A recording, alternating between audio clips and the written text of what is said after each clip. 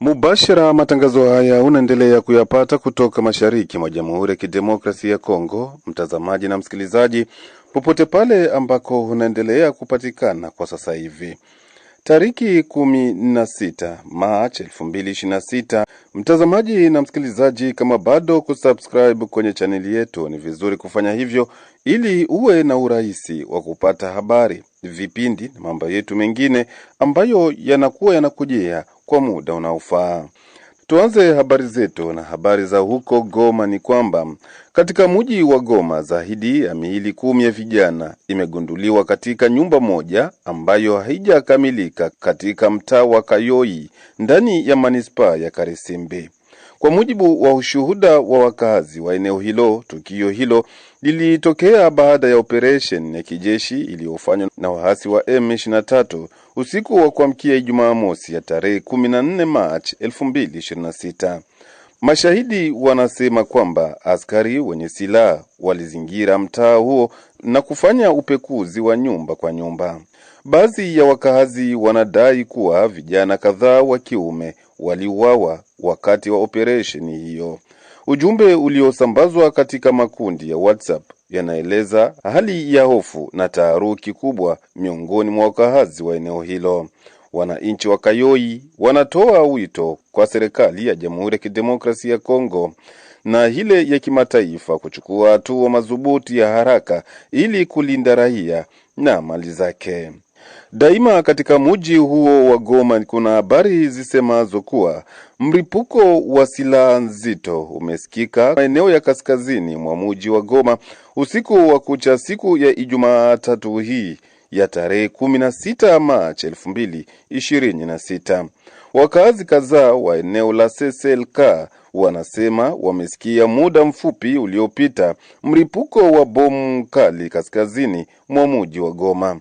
Hata hivyo, ilikuwa kwenye muda wa saa 6 usiku na dakika 40 ndiko ambako kumesikika mlio huo wa bomu, na ambayo hadi sasa raia bado kufahamishwa kipi ambacho kilikuwa sababu kuu ya mlipuko huo.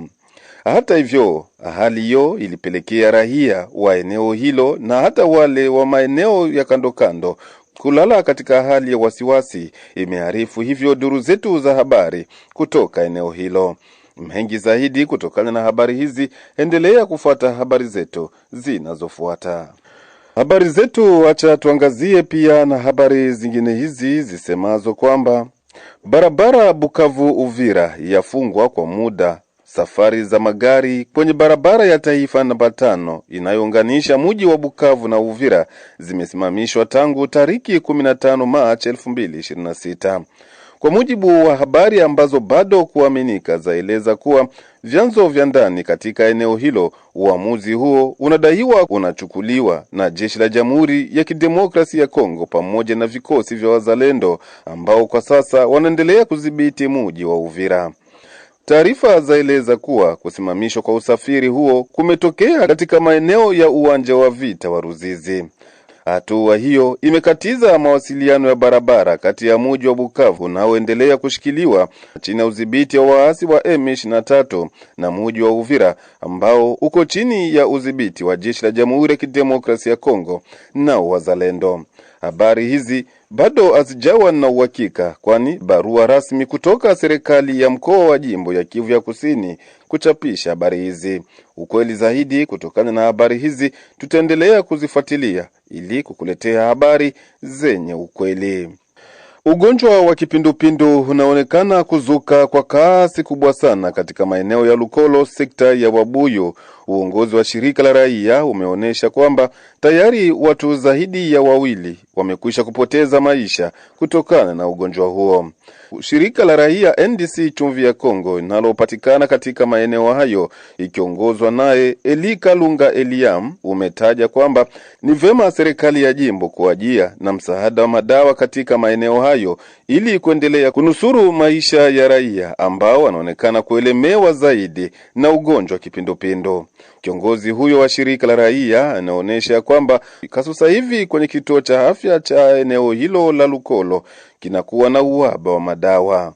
magonjwa ya kipindupindu ilitokea hapa kwetu Lukolo tangu tariki 8 ya mwezi wa 3. Magonjwa yakajitokeza, na kisa ya magonjwa kujitokeza, kulikuwa wapita njia walikuwa natoka Kalemi wanajielekeza Misisi, wanapita barabara yetu ya 5 ya serikali. Wakati balipofika mu kijiji yetu ya Lukolo, kumbe walikuwa washakuwa na ile hali ya kipindupindu, yani kolera. Wakafika ku kituo cha afya cha mtu binafsi, yani centre de santé nyiko privé, wakaanza kutunzwa. Walikuwa 3, wakaanza kutunzwa. Mwale 3 mwele centre mulikuwa wagonjwa, hali ya ile magonjwa ikainuka ikakamata na wengine wenye walikuwa pale, yaani magonjwa likamata watu kenda, 3 ndio waliofariki. Wale 3 mulikuwa mtoto mmoja wa kike wa miaka 14 na kulikuwa watoto 2 wa wanaume, mmoja alikuwa na miaka 3 na mwingine alikuwa na miaka 5. Waganga waliintervenir pale, kisha kuintervenir kalomba sisi shirika la raia kwenda kuchungulia hali ile na kulalamika kwa uongozi wa serikali yetu kuu na wa serikali yetu ya jimbo la Manyema pamoja na ofisi yetu ya kinganga kuu ya Kabambare. Tulilalamika na mpaka sasa hatujapata waedi humanitaire kuya kudefendre ile probleme ya kolera mkijiji yetu ya Lukolo. Hakuna msaada tangu magonjwa jitokeze, hakuna msaada, na mpaka kwa sasa hali inaendelea ni polepole. Tunaiwa kama Mungu atasaidia, lakini tena tunaweza lomba ni kulomba wandugu wenye watatusikia, kwanza wa serikali yetu ya jimbo la Manyema, serikali yetu ya Jamhuri ya Kidemokrasia ya Kongo, na watu wenye roho ya mapenzi mema wa kusaidia raia yetu ya Lukolo, na badepite betu wenye tulichagula. Hapa njoo baletere hao wenye walibachagula, wenye wanateseka na magonjwa ya kipindupindu, ndio wanateseka na magonjwa ya kipindupindu. Kama kwa gisi wanaweza wakasaidie population yetu ya sekteri ya Babuyi, population yetu ya Groupement ya Nyabemba, population yetu ya kijiji cha Lukolo. Tutamatishe habari zetu na habari hizi zisemazo kwamba shirika la raia ndani ya mji wa Baraka imetaja kupongeza kwa hatua iliyochukuliwa na administrator wa tarafa la Fizi Sami Kalonji Badibanga kwa kubomoa mnara wake kisha malalamiko ya raia wa eneo la tarafa la Fizi na mji wa Baraka. Albert Tonda Maisha ni kiongozi wa shirika la raia mjini Baraka, amesema ya kwamba hatua hiyo iliyochukuliwa na administrator wa tarafa ya Fizi ni hatua ya kupongezwa, kwani raia wengi wa tarafa la Fizi na mji wa Baraka na wale wazaliwa wa tarafa la Fizi ambao wanaendelea kupatikana nje ya nchi walikuwa wakimtaka administrator kutoa mnara huo.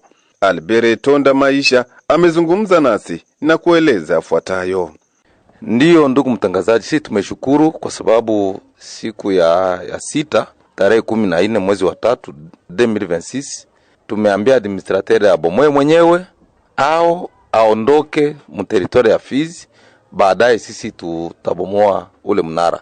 Na tumeshukuru administrateur mwenyewe ametuita na ameandika kwenye mitandao kwamba ameruhusu mnara uvunjiwe, na kwa hiyo tumependa kuonesha raia ambao wengine wamesimama bwima juu ya kuomba mnara ubomolewe ni kwamba uzalendo sio kuwa na unduki. Uzalendo ni kupenda inchi, ni kupenda eneo, na mtu ambaye ameomba msamaha inaomba kumsamea. Administrateur ameomba msamaha yale ambaye amefanya na mnara umevunjiwa ye mwenyewe kwa ruhusa yake. Hakuna ambaye amevunja mnara kwa nguvu, na ile ambayo tulikuwa nasema hatupendi ile mnara ivunjiwe usiku. Mnara imevunjiwa asubuhi kupitia ruhusa ya administrateur, ameambia watu wake. Na ni kweli mtu hawezi fanya kitu juu ya watu bila wale watu, habiwezekani.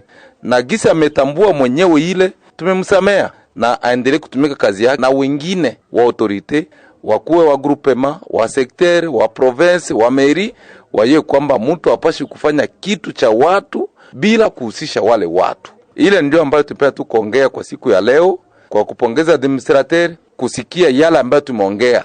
Hatukumintimide, tumeonesha ukweli na ametambua iko mwanadamu amekosea na ameomba msamaha, amebomoa mnara mwenyewe. Hakuna aseme kuko bandi ama kuko mwadenenda na bunduki kwenda kubomoa. Ni yeye mwenyewe ameruhusu, na mnara kwa leo uko mlupango yake na atajua kwenda ataibeba ama kwa ataenda kuitia.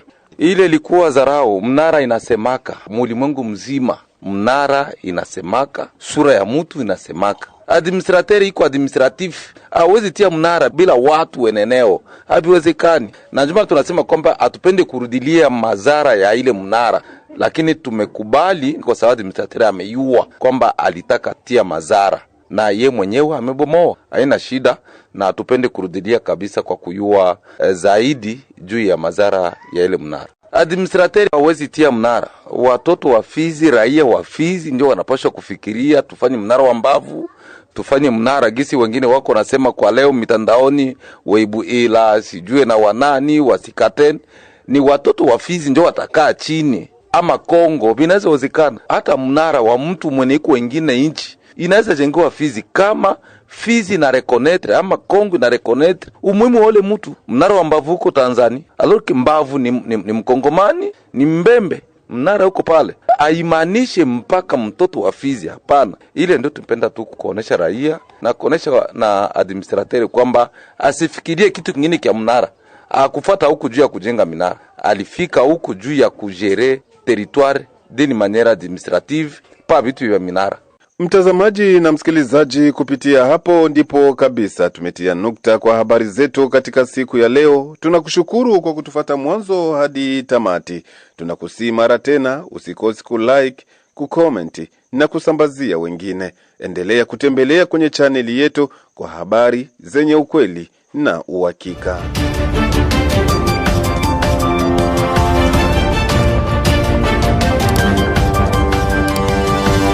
Thank you.